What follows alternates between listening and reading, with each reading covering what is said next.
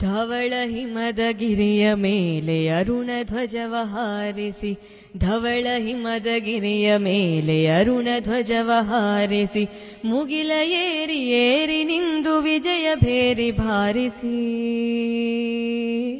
ಭಾರಿಸಿ.